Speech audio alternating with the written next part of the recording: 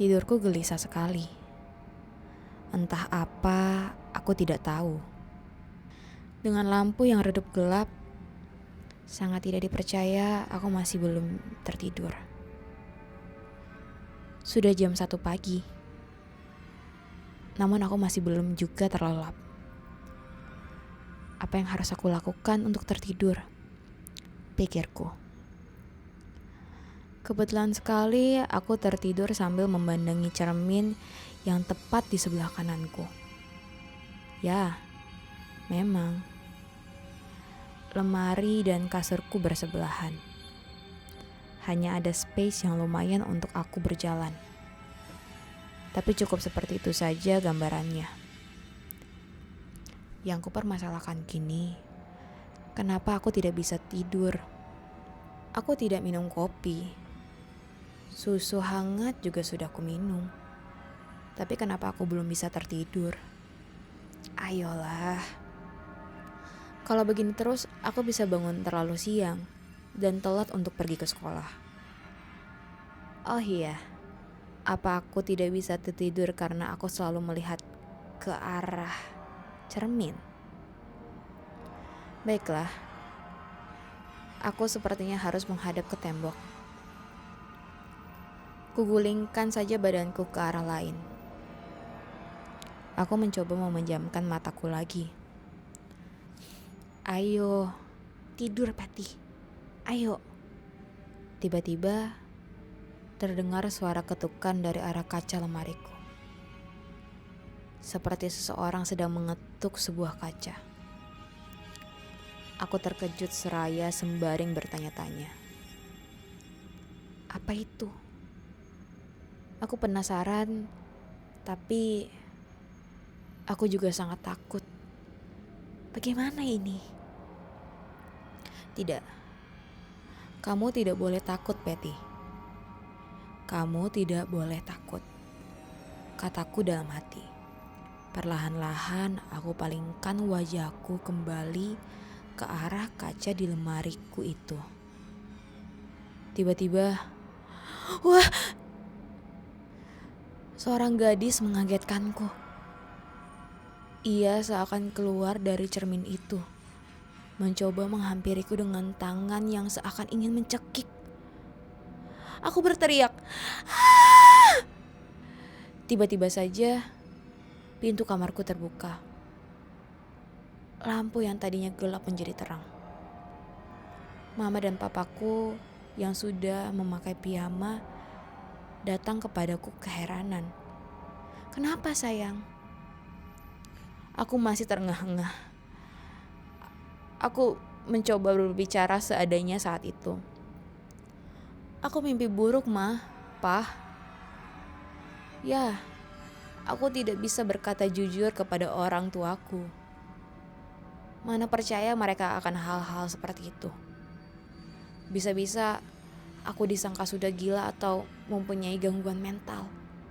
Di situ papa mengelus rambutku, mencoba menenangkan.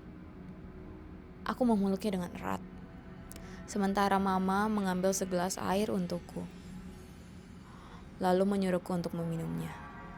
Minum dulu sayang, biar kamu agak tenang. Begitu kata mamaku. Aku langsung saja meminum air itu. Aku masih agak syok saat itu. Tapi aku mencoba tenang. Tenang sayang, kamu gak kenapa-napa kok. Begitu kata papa kembali menenangkan aku. Aku hanya mengangguk, sambil sesekali melihat ke arah kaca yang ada di lemari itu. Sambil membayangkan, siapa dia?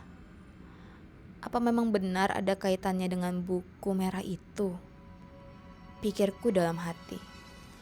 Lalu aku memandangi mama dan papa. Kulihat masih jam 1.45 pagi. Aku pun mencoba memberanikan diri untuk berbicara pada mama dan papaku. Ma, Pa, aku udah gak apa-apa. Makasih ya.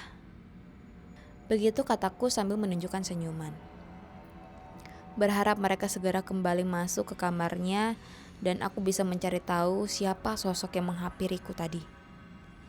Ya sudah, kamu lanjutin tidur kamu ya. Jangan lupa berdoa dulu, kata mamaku mencoba menguatkanku agar aku mau kembali tidur. Aku mengangguk dan mereka pun segera pergi dari kamarku. Aku duduk sejenak. Pandanganku masih ke arah buku merah itu yang berada di meja belajarku. Aku berjalan menuju meja belajarku. Ku baca buku itu dengan sangat hati-hati. Aku hanya penasaran, siapa yang tadi mencoba mencekikku? Kenapa ia berbeda? Wajahnya terlihat sangat cantik. Ku buka perlahan buku itu. Aneh, setiap hantu yang sudah tertidur pasti sudah tidak ada di buku ini. Elis, Nina, aku sudah tidak bisa menemukan mereka di buku ini. Kemana mereka? Tetapi aku tidak memikirkan itu dulu. Yang aku pikirkan adalah untuk mencari tahu siapa wanita perempuan itu. Dan dapat.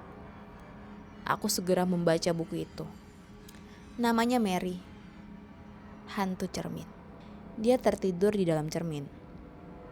Hal yang dapat membangunkannya adalah ketika kamu tidur dalam posisi membelakangi cermin. Hah? Apa? Jadi aku yang membangunkannya sendiri. Aku tahu posisiku sebelum Mary mencoba mencekikku. Memang aku biasanya selalu tertidur menghadap ke cermin. Tapi entah kenapa aku seperti terganggu jika melihat cermin. Oke, aku harus melanjutkan membaca buku ini. Mary meninggal karena menjadi sesembahan orang tuanya untuk memuja setan. Makanya Mary tewas dibunuh dan rohnya masuk ke dalam cermin agar tidak bisa tertangkap oleh Raja Iblis. Apa? Hanya itu saja. Aku terkejut, merasa tidak percaya.